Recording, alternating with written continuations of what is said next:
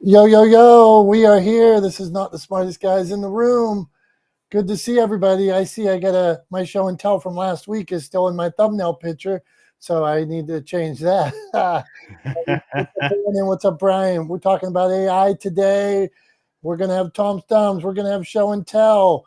We're going to decide if we like AI or if we want to ditch it, or is it here to stay? Is it a fad? Remember when people thought the internet was a fad, Tom? Yeah, I remember. I mean, there's like a famous clip that I see circulate every once in a while from the Today Show. It was Katie Couric and Bryant Gumbel, if I remember correctly. I mean, I grew up like the Today Show was kind of always on in the morning in my house growing up, right?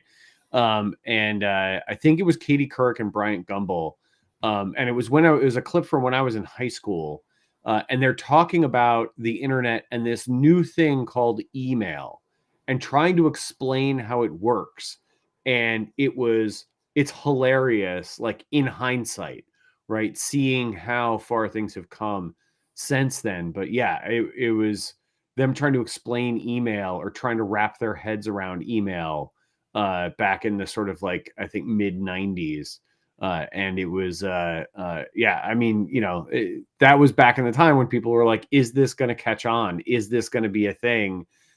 Is it going to, are people going to use email instead of writing letters anymore? And, all that kind of conversation. And, yeah, I mean, we can see now with the benefit of hindsight, in 2025, we can see how that all panned out. And the answer is obvious to us now. But at the time, yeah, it was a big debate. I saw in China that everybody I think it was like third grade, they're going to start teaching AI courses that every kid right. So is it going to be part of the curriculum? Should it be? Just like, I don't think it's much different than searching the web. I mean, just getting you more information. And that's my thoughts, Tom. Go on. Yeah, I mean, it's one of those things. I wonder for people who are sort of anti-technology or anti-technologists or kind of grip white knuckle onto their Luddite tendencies. I don't really understand what the perceived benefit would be to resisting the adoption of new technology. Right. It's sort of like, in hindsight, and it's like, it's laughable to us now with the benefit of sort of distance. Right. But if you look at, back in the day, there were people who were arguing, there were articles written. You can dig back in archives and newspapers. I'm sure you can find some in like the New York Times and stuff. But if you dig back in the day, there were lots of people who argued that the automobile would never take off.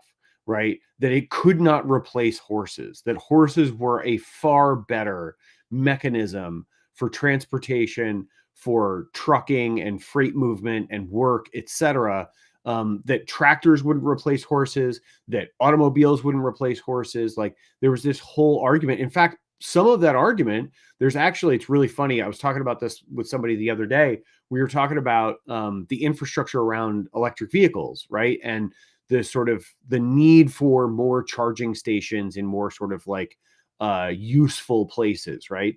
And if you dig back, there were arguments made that one of the reasons the automobile would never catch on broadly was because there weren't enough gas stations, right? So like the same argument that people are making now against EVs was made 100 years ago against the automobile, right? And so I think the same arguments that people were making against email 30 years ago, people are going to make against AI now, right? And it's I think we're going to, in 20 or 30 years, we're going to look back on that and kind of with the same understanding, look back on it and go, well, that was kind of a silly argument, right? They didn't really you don't really think that through. You didn't really see the sort of potential or the opportunity or how things would actually play out.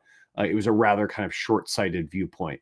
So yeah, I mean, look, I think at the end of the day, um, I'm not saying every new technology is inherently good. That's not what I'm saying. But when you look at a technology like, the internet, right, or a technology like AI that revolutionizes the way we interact with each other and the world around us, um, I think you have to play ball with it, right? You have to, at the very least, understand it and use it to your advantage, even if you don't love it. I'm not saying everybody should be like banging a drum, chanting about how great AI is.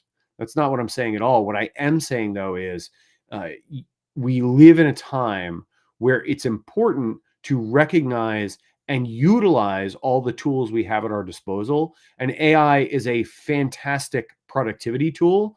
And I think a lot of people are going to in the long term hurt themselves because of their short-sightedness and refusal to embrace a new technology like AI, the same way people refused to embrace email 30 years ago. So yeah, I think, is it going to replace people? No. But people who use AI as a tool to increase their productivity will replace people who don't. That's well said, Tom. We got a comment here from our friend Brandon.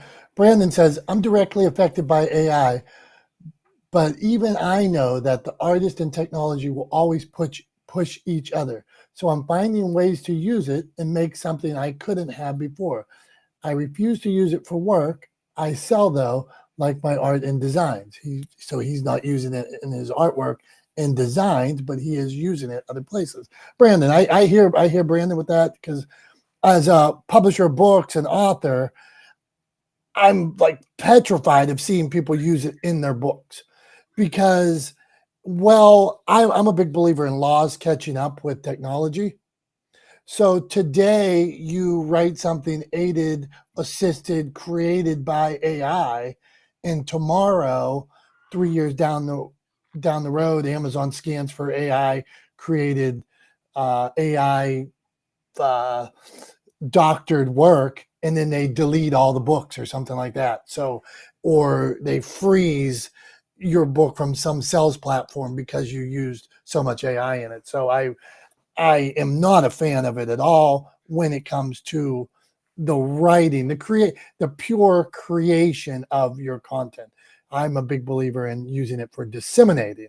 If I'm taking it, something I already wrote, and I'm going to create a social media post, I'm going to create a news article. Well, I already wrote this chapter, and I'm taking 2 paragraphs from the chapter and then putting it into AI, prompting it, saying, give me a news article based on these last 2 articles in the voice of Motivation Champs about this, more upbeat, make sure it ends like this. So that's what I think, Tom. Go on, and then we'll get to B Swift, Sonia, and Julie.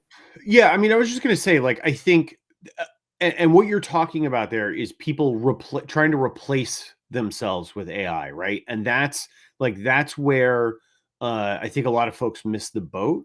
Is they see it as, again, they see it as a human replacement, and if you think of it that way, then you're more likely to use it that way instead of using it like an assistant, right, or a tool. So one of the best, or one of the most, I found one of the best, and I think one of the most interesting ways to describe using AI that I've heard is to think of the AI, and I'm specifically talking about sort of the large language model, generative AI like ChatGPT, right? That's just for context. That's kind of the one what I'm talking about. Um, is to think about that kind of AI the way interact with it, the way you would interact with a day one intern or day one entry level employee, right? So imagine you hired someone to do administrative sort of like grunt work for you or your business, right? And that's the way you should think about the AI. So you give it very clear and precise direction through the prompts, and then you make sure that you go over, review its work, and edit it to make sure that it is in line with your brand, your business, your voice, et cetera, right? So like, to me, one of the things that I've always struggled with is sort of like staring at the blank page, right? Like that sort of the cursor blinking on the blank page. Like, how do I get started? Sometimes I just need a thing, something, a few sentences, a paragraph, something to start with that I can then say, oh, you know what? It'll get things moving, and it'll start clicking, and I'll be like, oh, you know what? I can say this, and then I can say this. Oh, I should talk about that. And let me find a couple of articles that I can use as like, to provide supporting evidence for this theory that I'm putting forward, et cetera, or not, like, or maybe I'm wrong. Let me see, like, let me do a little bit of research. And AI is great for all of those things, right? Like for getting you started, for helping you do research, for streamlining processes that otherwise take a long time. You can make them much, much faster with AI. And that's the kind of like productivity I'm looking for. So Brandon, totally hear you and appreciate the idea that like you refuse to use AI for work that you sell, right? But there's no reason why I would say like, there's no reason why you can't use AI to inspire work that you sell, right? If you're saying, hey, I wonder what it would look like if we did this, right? And you go to one of the AI image generators and you go, hey, ... Like, what if we mash these two styles together? What would that look like, right? And it spits out an image at you. Now, obviously, you're not going to turn around and just kind of sell that image as if it was your own, but it might, seeing that image, I mean, this is just how my brain works, but like seeing that image for me, I would then look at it and go, oh, that's interesting. Oh, it did this. Oh, it did that. Oh, those two things are, oh, you know what? Now I see a path forward. Whereas before I was just staring at a blank page and not going anywhere. Right. So that's one of the ways that I personally really like to use it is as sort of like an entry level assistant. If I said, hey, do me a favor, I need to write a newsletter on AI this week. Go ahead and just draft, draft the start, and here are the things I want you to talk about, and here are the things I want you to focus on. Go ahead and give me a draft, 750 words, give me a draft, right? And then go from there. Don't put it out as finished work, because it's not, right? It's not meant to replace people. It's meant as a productivity tool. And that's how I think people should use it. So those are just a couple of the ways that I like to use it. And kind of, I feel that it has dramatically increased my productivity in the way that I use it, professionally. So yeah, so that's what I think. I don't know. What do you think, Dom? Should we start going around the room, see what other folks Let's hear what have to people have say? to say. So let's go like this. Since we know it's coming, since we know it's here, good uses. How are you using it? How has it benefited you? So Swift, what do you got for us, man? Good uses. Are you using it? Where does it help ease things for you? I have started to play with it with some ideas, but again, we can talk all day about how good it is, but like all the technology out there that has major negatives to it, I think it needs to be discussed, the downside of it, and I think there's All right, bring it on, Swift. We're not afraid. What do you got for us? Come on. I think there's a bigger downside than there is an upside. All right, go on, preach. Tell us. No problem. We could preach all day about it can help you just creatively, but you know what? You just stopped yourself from having to be creative. No matter what we say about it, how anybody uses it, it is taking the place of the human mind from creating. Whether you use it creatively, it is taking the place of people being authentic. Now, we could say we're going to stop it at the creative line. We're not going to use anything else it tells us. But here's the bottom line. You're not going to do that to a 10-year-old, a 12-year-old, a 20-year-old, and probably a lot of 30-year-olds are not going to stop. All we're doing is replacing human ability with what somebody else has said, because this is all programmed by humans, and it has a slant. I don't care what anybody says, it is slanted because it is written by a human. So you could We could say whatever we want to, but it's going to create a bunch of dum-dums out there, just like TV did, right? A lot of people called it the dummy box. So you're watching the dummy box. Why? Because it replaced kids from being outside, from learning how to create games like Kick the Can or Johnny Run Across or Ding Dong Ditch or just fun stuff. It is preventing kids from having to use their minds. Just like phones have created, they become babysitters for moms that don't want to tell their kid to shut their pie hole and behave. They hand them the $1,000 phone so they could play a game on it. Now it prevents a parent from parenting, but it's the easy way out. If we keep taking the easy way out in the world, in generations, we're going to have a bunch of people that just don't know how to cope and how to think. Just my 2 cents. All right, Brian, you brought it today. We're not worried about it, man. So we appreciate all sides of this argument. This will always be a safe place for everybody. We appreciate it. So I'm going Dom, to. it's not an argument. We're just having a conversation. Yeah, right. It's just a conversation. So, Brian, in this conversation, I use Opus Clip. I'm going to take this conversation today from Opus Clip, from all of us here, and I'm going to copy and paste the link into Opus Clip.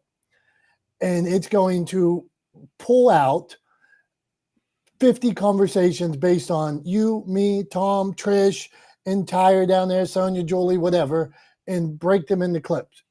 60 clips, 40 clips, whatever. I'm able to then add, they missed that boat. I can add to the beginning of the conversation, the end of the conversation, based on transcript.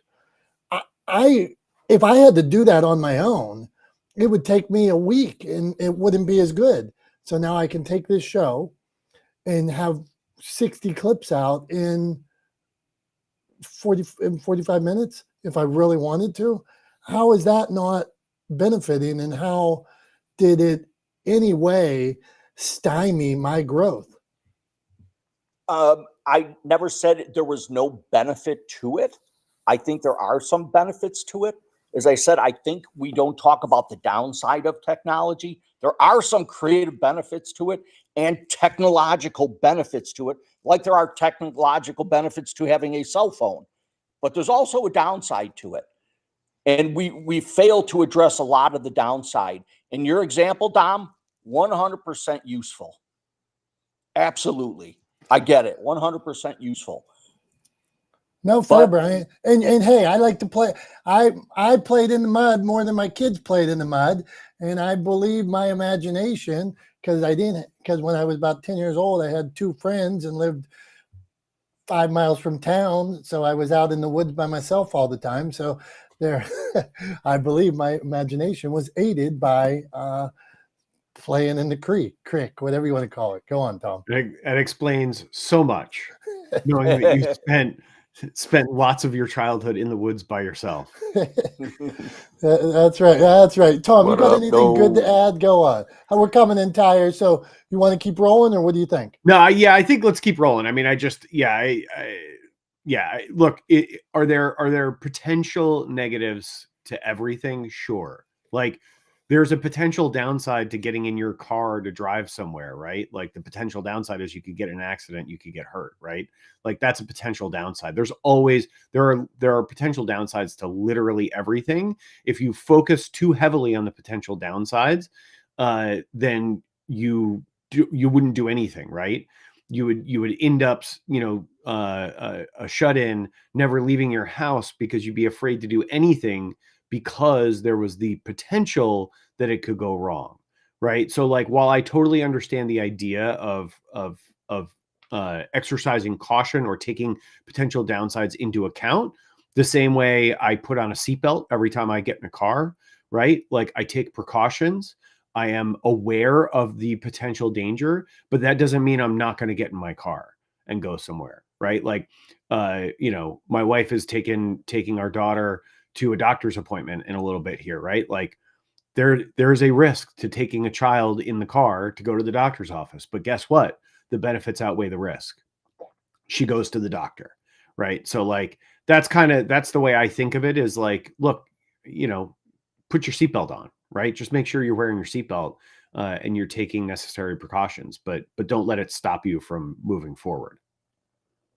Yeah, good Yeah, stuff. stop fighting the AI, man. Stop fighting the AI. Yeah, we're coming, my man. Stop fighting the AI. He says, and if you got something bad to say about it, like there could be poor use.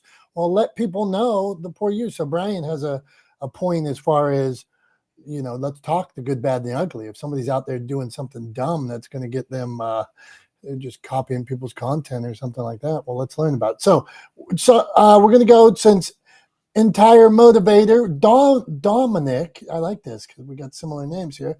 We're going to go AI. What's your thoughts on it? Entire. His name is Entire. What's going on? Yeah, entree, like entrepreneur. Entree motivator. Yeah, damn, Tom loves when I entree motivator. Tom loves when I mispronounce people's names. So entree motivator, I have done that to you. So give us your thoughts on AI, and then we're going to keep rolling around. I'll try to keep it short. I know it might go on an open clip, but as far as it's always the good and bad. It's definitely some great good and some great bad. Like Brian is saying. But the biggest thing is, what we can do for ourselves, our business, our automation, all those good things. I'm a developer. I don't just play around. I can build just about any app somebody can bring me. Just about.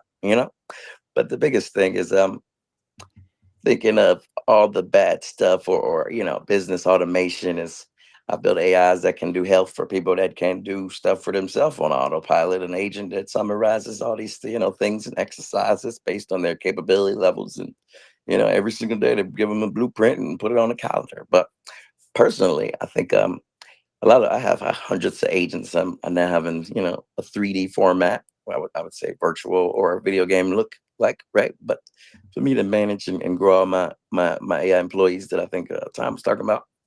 But the one that kind of intrigued me just recently, I did a video I'm about to drop soon, but it's literally AI that if I was locked up, of course I don't plan on going to jail. But I just remember this, a long time ago, I went to jail for, not pulling up to a ticket or some kind of court thing, right? That was traffic related, kind of weird, right? But the biggest thing was now this AI, all I do is call on the phone, it has a phone number. And then so it just says, hey, where are you? What they say you do. And then, a few more things. And then once I hang up the phone, it activates agent workflow that calls all my contacts in Google Sheets and let them know, all the details, searches the internet daily based on the Google Sheets, tracking thingamajiggy. So it does all these things to annoy the world until I get out, right? It can make outbound calls, all these other type of things to let people know that let me out of here. Yeah. But being able to have those kind of systems is definitely intriguing when I can't do for myself in certain circumstances like that, but to have an AI, annoy the world until I'm free, from different forms of communication. If I got to use Hey Jen to show up on as an avatar, and send a message to be like, through the Hey Jen's API and my agent system to say, hey, I don't know if you got my message last time. If I got to send an actual avatar up myself, just telling the person to come get me and get me from being locked up, it's pretty crazy. And think about the other one that has avatar. You can have these show up on Zoom and stuff like that. So think about being on court and I got 50 avatars in the courtroom as people. They can be like, damn, your whole family here. Entree, you're talking some intense stuff here. We receive it. You got a final but thought on it? but to have one man, be able to automate things that can help them in real life scenarios. It's that's just intriguing to love that kind of part of it versus the bad part. All right. Hey, that sounds like it could be some good work, could help a lot of people. So keep it up. All right. AI, love it, leave it. Tom, first, before we get to Sonia, where are we at? Where can people find us? Can you do that better than me? And then anytime I say it, you're like, what about this place? No, we're not there. That's not how we do it. So yeah, go buddy. All right. So obviously, as you all know, this is not the smartest guys in the room. We're streaming live all over the internet. We use Clubhouse here as the platform to bring people into the conversation, but the conversation is broadcast out. It's a live podcast, right? We do this every Wednesday at 9:30 a.m. Eastern. So we're broadcasting right now across the internet on YouTube, Facebook, LinkedIn, and Twitch. to name a few. And also, obviously, as I said, here on Clubhouse. So if anybody wants to join the conversation, hop on over to Clubhouse, get into the Not the Smartest Guys in the Room house. You can join the conversation, ask a question, share some knowledge or a tip. Let us know how you're using AI, what your best practices are. Or if you're saying run away from it, don't touch it, whatever the case may be. So that's what's going on. It's an opportunity. We do this every week for everyone to get together, talk about sort of current topics in media, publishing, right? Your area of expertise and my area of expertise in media, and then hear from other folks, hear a diversity of opinions and thoughts on the subjects, and hopefully surround ourselves with people smarter than us, so that we are live up to the name of the show and not the smartest guys in the room. So that's what we got going on. And up next, well done, Tom. Well done. Thanks, man. So up next, I think we're Arita Sonia. Is she? I ain't mean to go too high level, man. I ain't mean to go too high level. No, it's all good. Cool, it's all good. It's all good. It's all good. That's why we go entree. We bring experts from all kinds of people in here. So thank you. I was let y'all know those wasn't theories. That's actually what's helping me out now. No, gotcha. That's all good. And just Andre, just so you know the way I definitely followed the house. Hold on. Just so you know the way we do this, because we're broadcasting all over the internet. Not everybody is here in Clubhouse in the conversation. Just do us a favor. If you want to add something, just flash, let us know, and then we'll come to you, so that we're not talking over each other, so people watching it elsewhere can understand what's going on. So appreciate it. Appreciate you being here. Sonia, we're coming around to you. Sonia, how are you using AI? Are you using AI? Do you love it, or do you want to leave it behind? I use AI for certain things. Well, the biggest way I'm using it is to promote my clips from my podcast, and then also on Buzzsprout, because I use that as my main platform for the podcast, that actually then goes and disperses it to other places. I use it as a guide, but sometimes I try to stay away from that part as much as I can, because I want to be able to write my own way. But other than that, that's the only times I've really used AI. Or you do something on Canva, right, to be creative on Canva. But that's about it. I don't really use a lot of it elsewise, though. Cool. I appreciate that. I mean, I think that's kind of in line with what I was talking about, right? Using it sort of as a point of inspiration, or to tackle mundane tasks, right? Things that you really shouldn't spend your time doing, right? Like, helping to disperse clips across different platforms, or, just drafting the initial, impetus of an idea, right? Basically getting you from that blank page to something on the page that you can actually mold into your own, right? I don't think it's any different than, for example, taking a piece of clay and using a pottery wheel, right? Like, I mean, you're taking a lump of clay. The only way you can make it into the shape that you're making it into is by using a pottery wheel, right? By using that tool. But it doesn't mean that whatever you make, the vase or the bowl or the plate or whatever you make on the wheel, doesn't mean that it's less valuable or a lesser creative work. It just means that you used a tool to help you get something that otherwise you wouldn't have been able to create, right? So I think those are all good uses. Appreciate that. What do you think, Dom? I think they all sound good to me. I think I want to go to Tom's Thumbs right now before we get to Julie and Trish. What do you think about Tom's Thumbs? So, not the smartest guys in the room. Tom's Thumbs is a segment. Tom has been known to give a lot of thumbs downs. So sometimes he gives a thumbs up. You never know. So today I'm gonna lead him to water. Tom, in 2025, what do you think about starting a podcast? So present day in 2025, right? So today, do I think it's a good idea to start a podcast today? So that's not really a thumbs up or thumbs down question. Because Come on, you could say starting the podcast 2025. Thumbs up. All right. Fair enough.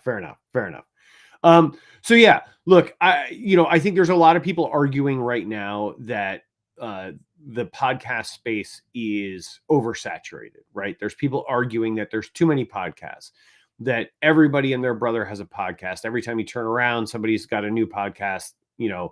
We all know people, all of us here, everybody watching around the internet right now knows a multitude of people that have a podcast, right? Or participate in a podcast.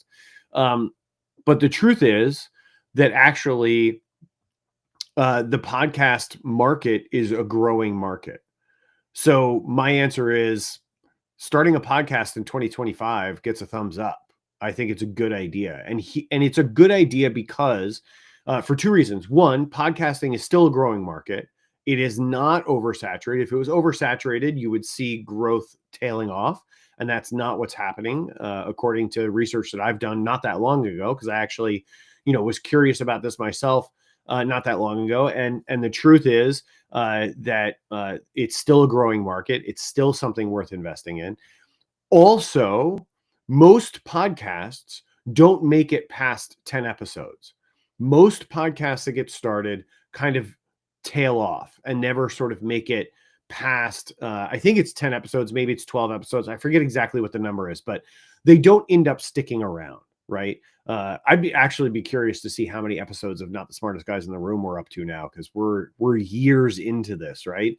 But yeah, I mean, it's one of those things that I think a lot of people tail off. A lot of people don't have the ability to stick with it, to keep a podcast going in the long term. And so that means that it's still a growing market, because despite the fact that you see, a huge number of podcasts starting or new podcasts showing up all the time, the truth is that a lot of those podcasts don't stick around, right? So there's still space to grow. And then lastly, I would say podcasting is still one of the best ways to create value-driven content for your audience, to reach a new audience or to reach your audience in a new way. And it also means that you can create something where you own the platform, right? So you distribute it through, through, say, Buzzsprout, right? Because Sonia mentioned Buzzsprout. So we'll just say that. So say you use Buzzsprout to do the distribution, right? And it's on all the podcast platforms through Buzzsprout. Well, at the end of the day, you still own every single episode. There's nothing that would stop you from taking the episodes and putting them up on an RSS feed on your own website, right? There's nothing that would stop you from taking that IP and using it down the line in a multitude of other ways. You own the IP, right? You own the platform. The means of distribution is a different, is a different beast altogether, but you own the content, right? Whereas if you create posts on social media or whatever, if your account gets banned, all of that content goes away, right? All of that just sort of disappears. If you haven't been downloading it as you've been posting or whatever, right? Archiving it, etc. Whereas a podcast, you own the IP from start to finish. So I think it's a great way to reach your audience and build new audience around your business.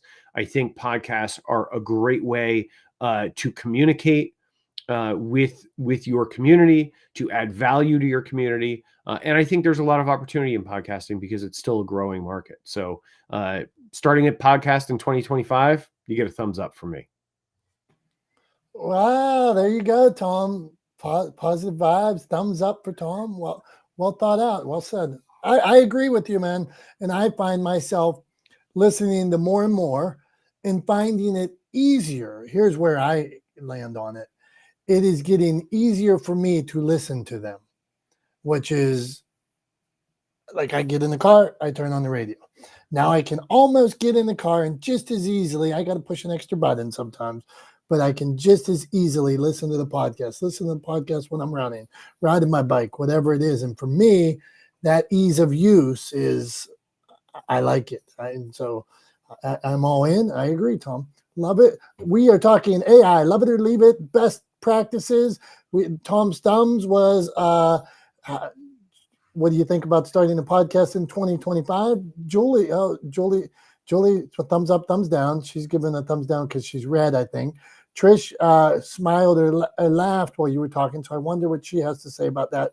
So since Julie's on the phone, Trish, we're coming to you. You can give your thoughts on Tom's thumbs or best practices on AI. Hold on. Julie, Brian, hold on. We're going to Trish. What do you got, Trish?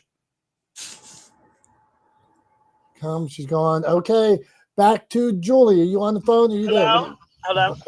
I'm all over the place, Tom. Okay, Trish, what do you got for us? Hi, I'm Trish. I'm the business owner of Paris Parties and Spa. Thanks for letting me be on your podcast. What I laughed about was the yeah, I don't agree with that, and I'm not gonna get too off into it. That's all right. Come on. No, I'm just not gonna get too off into it. But yeah, I do agree with you on the it is flexible and more like you said, you can just pop in a cord or pop in a bug ear and just listen to it and stuff. But yeah, I'm not down. I'm not what I can say. I'm not going to take that lane on trying to start a podcast in my future. But besides the AI, I suggest with writing letters and documentations and like they said, small things that you need to get done. That's it's a great tool. But like a couple other people said, if you're doing writing a book or some real intellectual property, I wouldn't suggest putting it off into the AI because you have to remember that also belongs to somebody else. Also, that you're putting your thoughts or your words off into.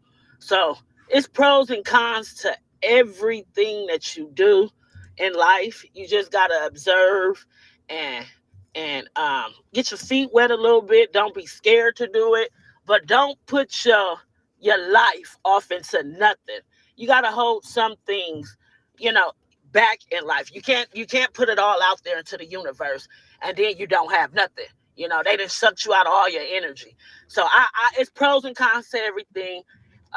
Yeah, it's good on if you can't get a 500 word essay done, it'll help you get that done. Or if you can't get the bio or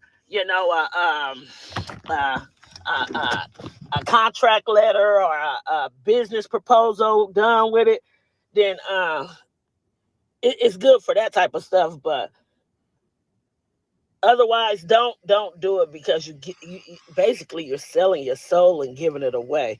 But again, my name is Trish. I'm the business owner of Paris Parties and Spa, where we empire our generation one style at a time.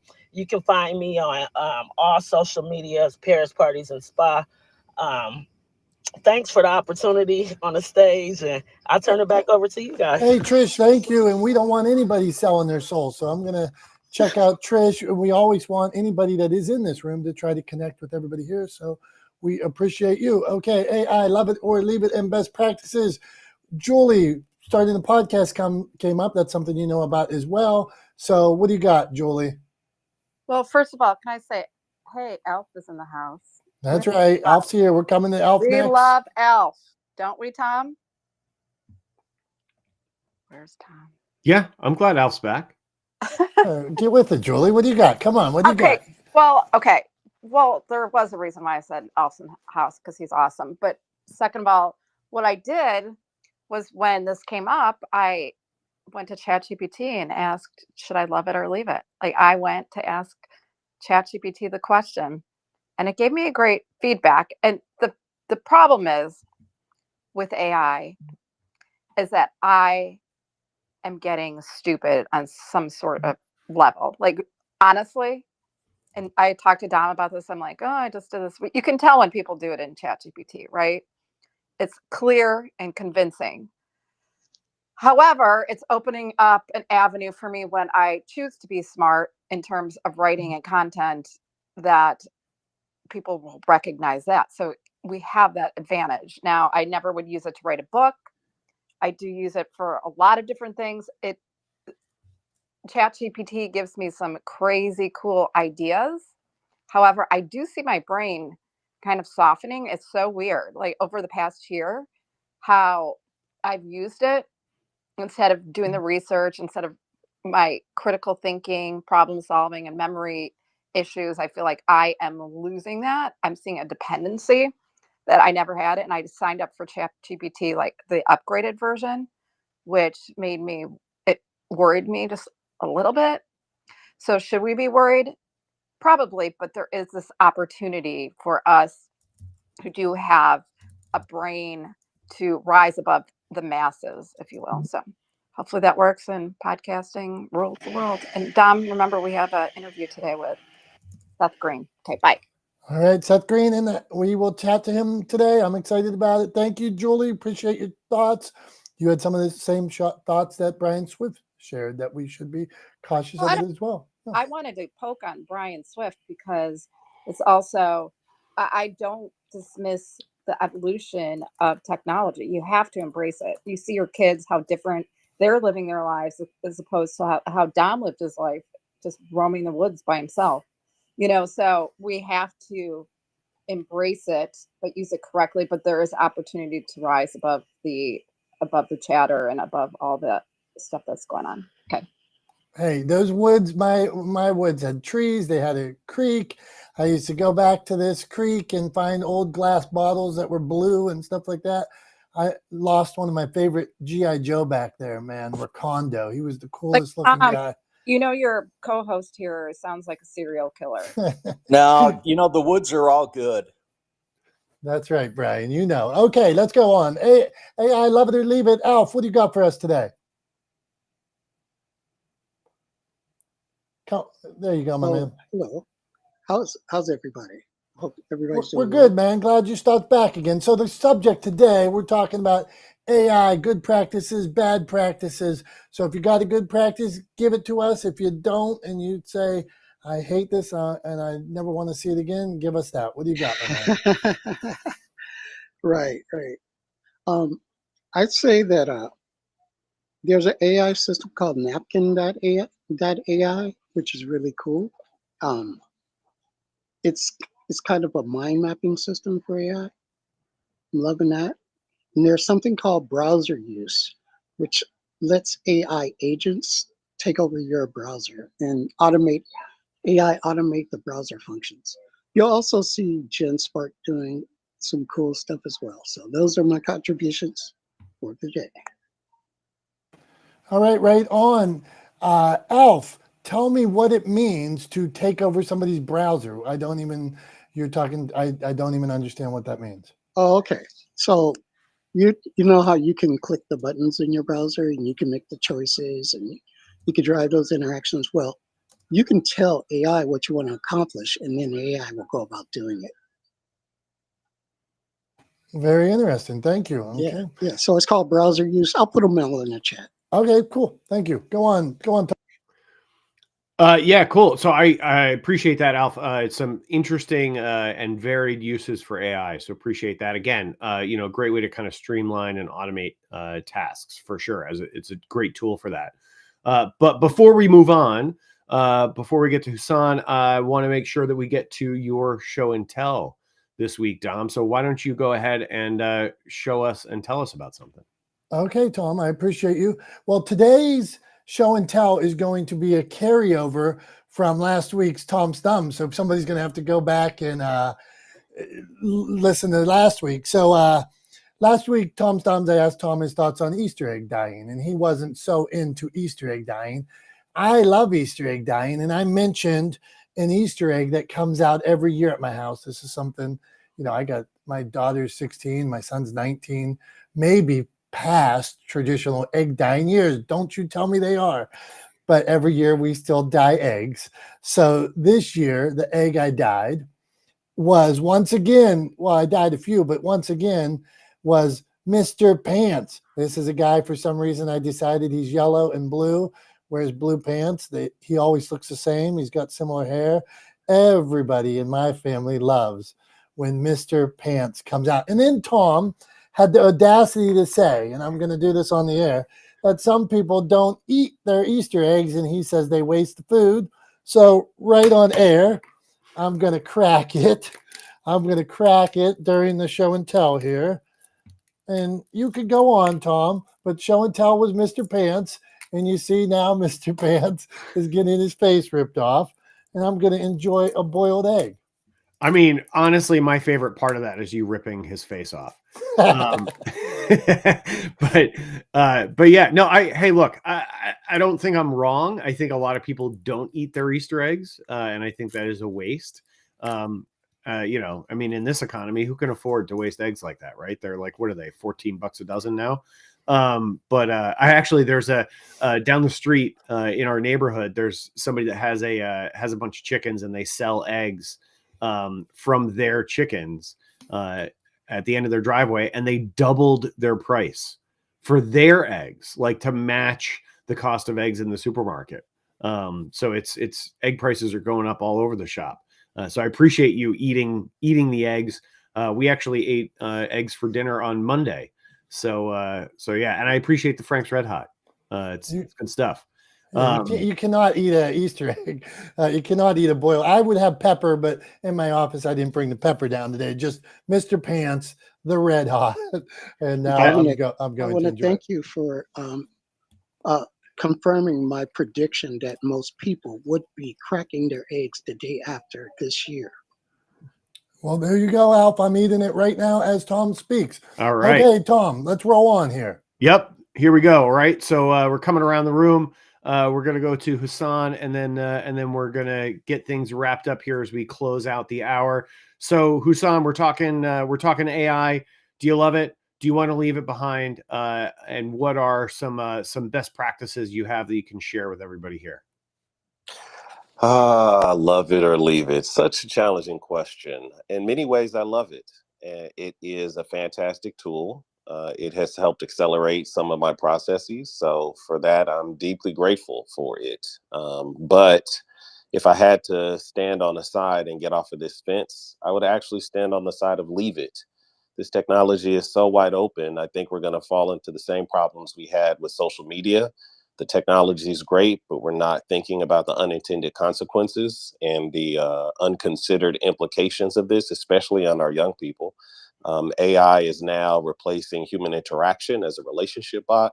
It's replacing therapists as a counselor.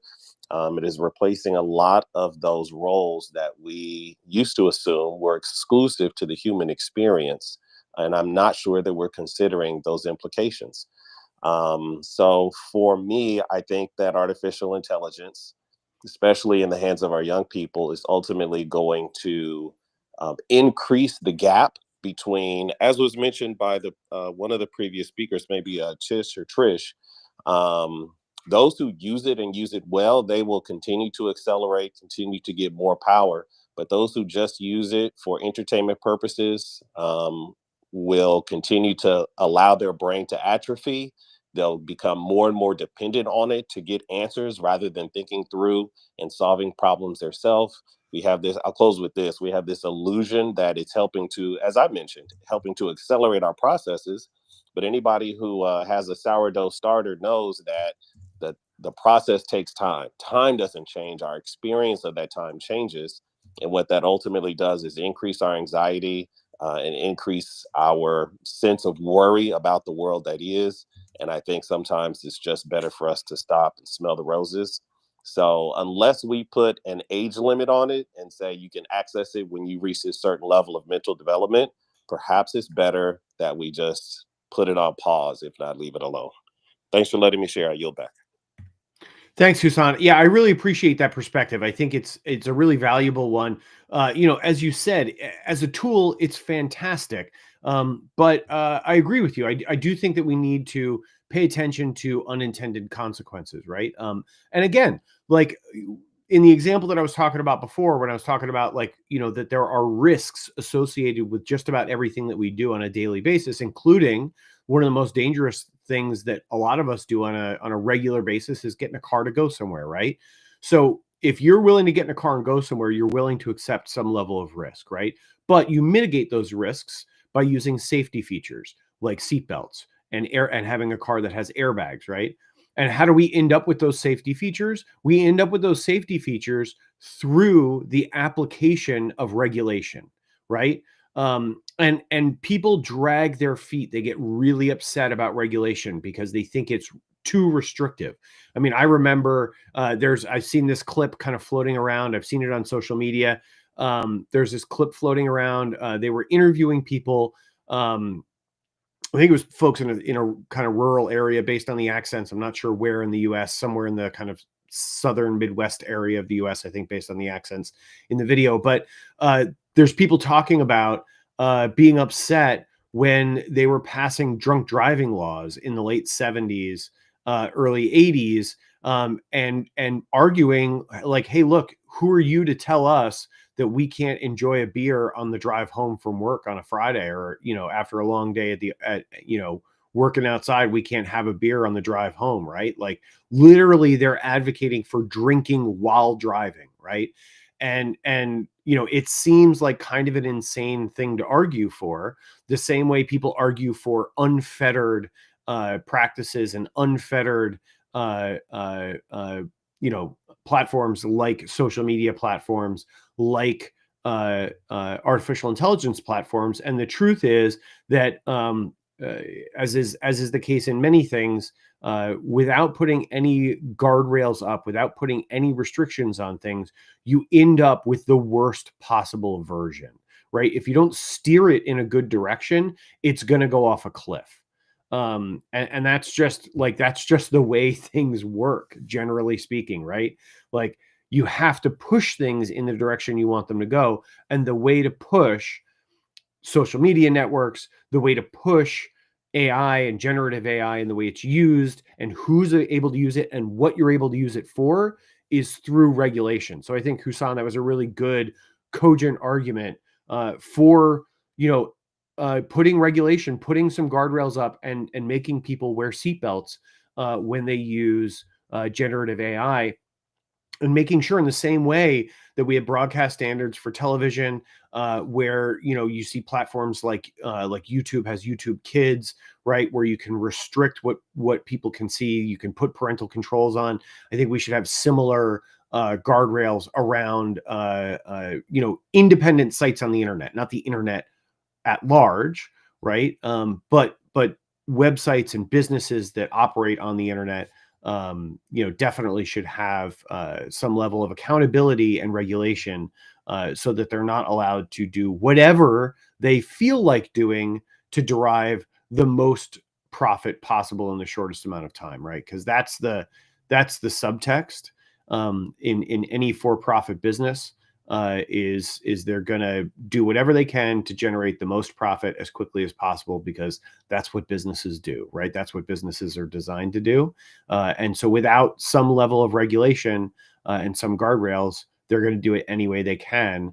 And often you're going to end up in a situation where they're going to sacrifice people to do it, right? And the well-being of their customers to do it. I think the story breaking a number of years ago, where they had internal discussions at Meta about the impact on teenage girls that they were seeing on Instagram, and how it was negatively impacting, and they were actually seeing suicide rates go up when they were fed certain kinds of content, and they did nothing about it. Like, that's what you end up with when you don't regulate businesses like this. So I think that was a good argument. Thank you for pushing us in that direction.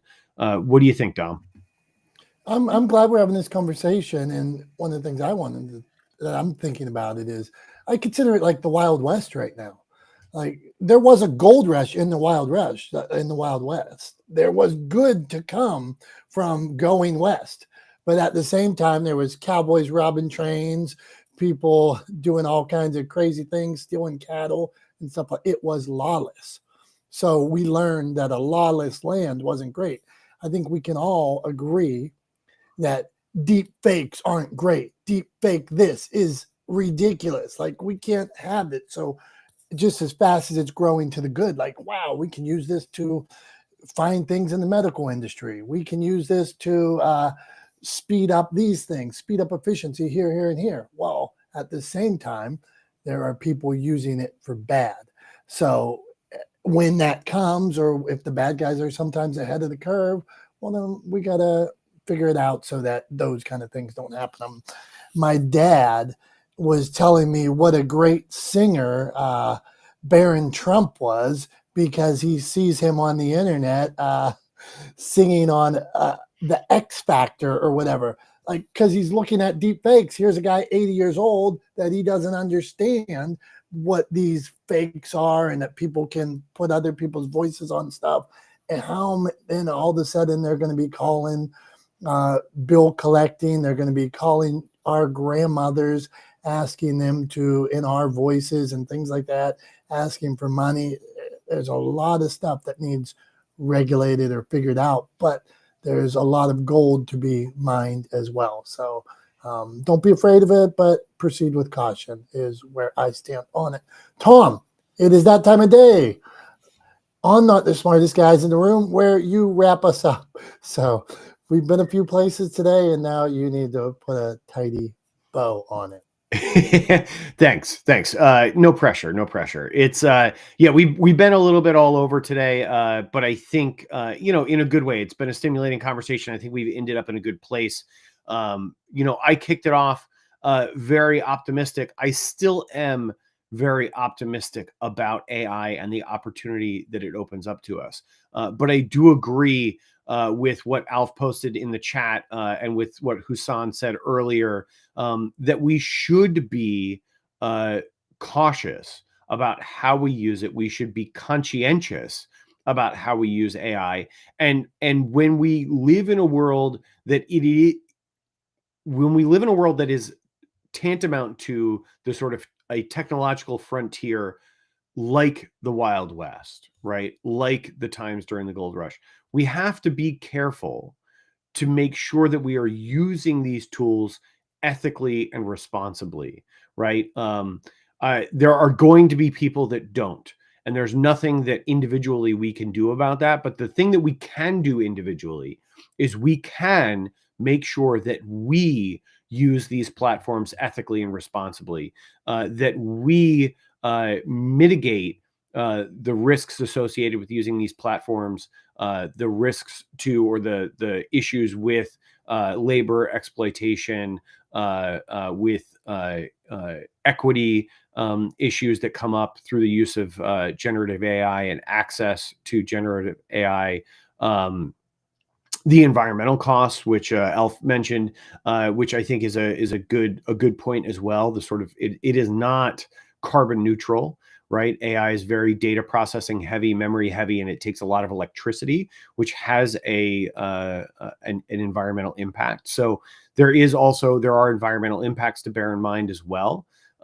So yeah, I think it's incumbent upon all of us as the users of this technology in its sort of frontier days, to be conscientious, to be careful, and to be good stewards of this new technology as we move it forward. So that's where I land on it.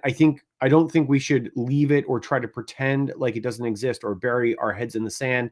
AI is not going away. I can't say it any more plainly than that. AI is here to stay. It's not going anywhere. So I think the way forward, the path forward, the only way forward is to use it as ethically and as conscientiously and as carefully and as honestly as we can, right? There's nothing wrong with letting people know that you're using it for things, right? I use it all the time to help draft articles, social media posts, et cetera, to do research, right? I use it for all kinds of things. But I treat it, like I said earlier, I treat it like an entry level, assistant or employee, where I give it very clear, precise instructions, and then I make sure that I double check all of its work. And often I use its work only as a sort of jumping off point and not as the final product. And I would encourage everyone else to do the same. So that's all I got for today. Hit right on the hour, just as I said that sentence. So it is now time to go. Thank you all for joining us once again for another episode of Not the Smartest Guys in the Room. We appreciate you. We love all of you. You guys are the reason why we do this every week, and have been doing it every week for years now.